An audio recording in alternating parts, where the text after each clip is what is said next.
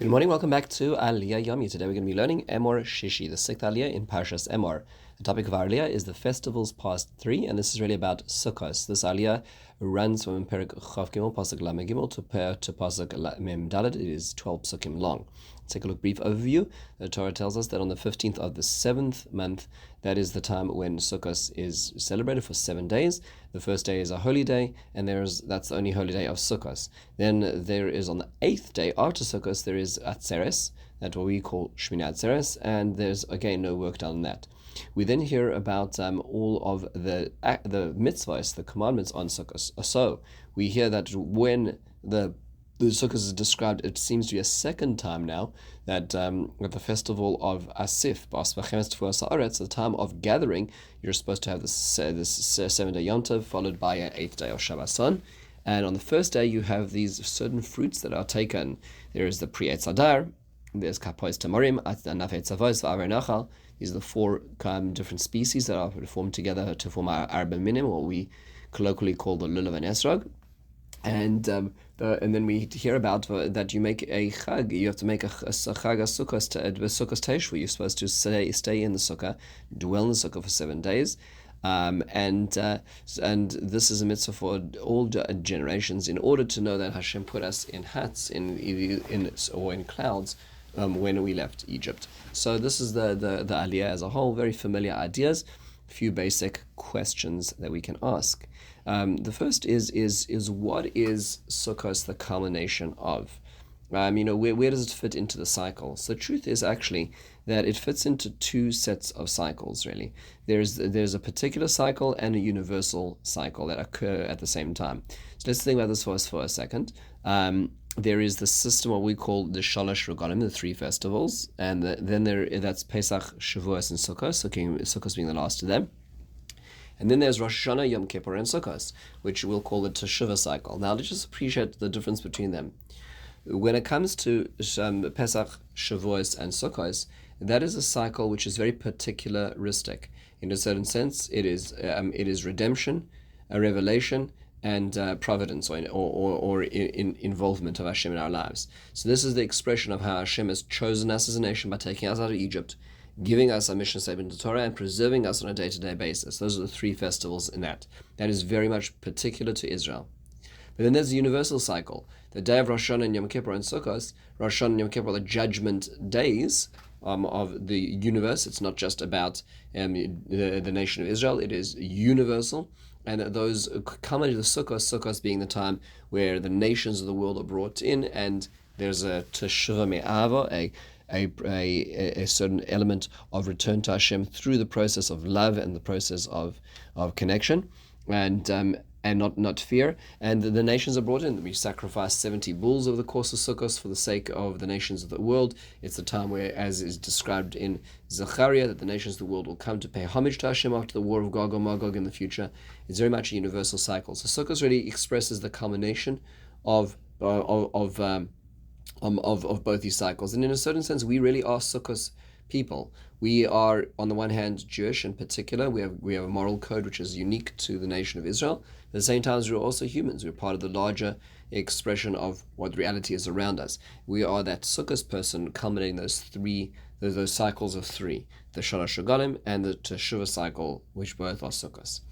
Now the question is, why do we have Shmini Atzeres? So the Oznaim Torah quotes a very fascinating observation, which is made in a pasuk in Mishlei, which is L'ta'ava Yevakesh Nifrad, which is literally translated as for desire one will seek aloneness. Typically understood as Rabbeinu Yonah explains, that the idea is that when a person wants their own lusts or desires, they will automatically separate themselves from others, because if everybody is interested in their own goals, they will move away from the interests of others, because our interests will not converge. Even something as simple as what's the temperature in the room, what is the air conditioning or heat set to. If I want what I want, I'm not going to be able to live with you or in a communal setting with you, because you have different needs or wants. However, there's another way to read that pasuk, and that is L'ta'avaya vakesh nifrad, is that when something's about to separate, when we're about to lose something, that's when L'ta'ava, that's when we want it, that's when we desire it. We take for granted the things in our lives until they start disappearing, God forbid. And that's why Hashem instituted the Atzeres, this day of waiting at the end, to specifically tell us it's going away. The festivals are going away for 6 months. Only 6 months of the year have the biblical festivals. It's from Pesach to Sukkot. The other half of the year, if you slice it in half, is bare of any biblical holidays. So this is the end of it all. It's about to go away. Appreciate it as well.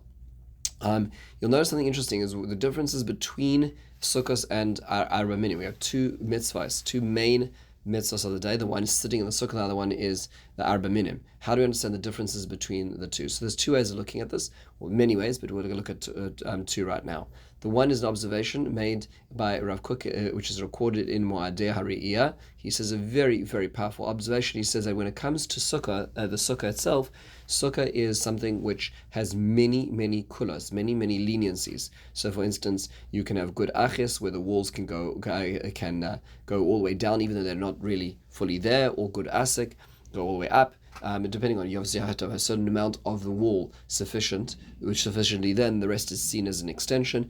We have the notion of lavud, which is there's gaps which still are considered part of the fence. There's dofen akuma, where even though the part of the roof may be not good schach, but if it's connected to the wall up to 4 amas is considered the bent over wall. There's all these kulas. But when it comes to lulav and esrog, there's so many hidurim and there's so many chumras, a little dot, a little split, a little dryness. All these things are considered very, very, we go to great lengths to get the best lulav and esrog. Isn't that interesting? So the one mitzvah, we're very, very machmir. The other mitzvah, we're very, very mekil within halacha. Why is that? So Rav Kook explains that when it comes to the lulav, it's a lokachtem lochem. You need to take it for yourself. It's your own personal portfolio in spirituality. When it comes to your personal portfolio, there are no corners to be cut. When it comes to your becoming a better growing person, a ben or bas aliyah, it needs to be something which is uncompromising. You need to grow and not have any excuses. But when it comes to the sukkah is not about personal growth. In fact, there's no halacha that you need to own your sukkah. It can't be a stolen sukkah, but you don't have to own a sukkah like you need to own your lulav and esrog. The sukkah is a place called Ezrach Yisrael Yeshua Sukkahs. Everybody can be in the sukkahs. In fact, in the future of redemption, everybody's going to be in a sukkah altogether. That being the case, if it's all about togetherness, when it comes to togetherness, it requires compromise. Sometimes it doesn't look like it's all there, but we'll consider it's like there. Sometimes a little bit of a problem over there, but we'll overlook it. In halacha is showing us, says Rav Kook, that in order to create peace, sukkahs shalom, you need to be able to compromise. If you're not willing to compromise, you can't create peace. When it comes to yourself, your personal portfolio, there's no compromise. That's the idea over here. There's another idea which the Meshech Chochmah suggests, which is Rav Meir Simcha Dvinsk, which is that there's two different types of mitzvahs. There are mitzvahs which are we'll call it in the same direction as our needs and wants, and therefore they are enriching. And there are mitzvahs which are against the grain and require sacrifice. And he says that sukkah and lulav represent both of those. Meaning to say, if you've been an agricultural, you're a farmer, you've been working in the farm all the time, and you finish the season. What is it that you want to do? So in most societies, there are harvest festivals, right? So the pumpkins and apples in America are related to the harvest of that time, and there are all kinds of harvest festivals in all kinds of different cultures. So people would display what the best of their crops and so on. He says that's the lulav. At the end of the harvest, you pull out your best of your crops, you display them, you show them. That's a natural human desire to show what it is you've done. However, what you also want to do is after that harvest festival, you just want to go inside to your air-conditioned den and sip a nice glass of something strong.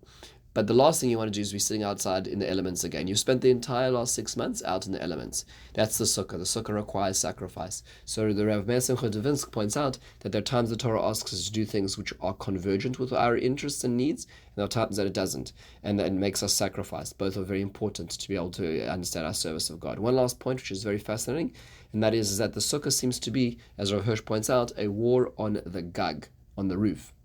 Because you can make a sukkah with very stable walls, but the top is what is important.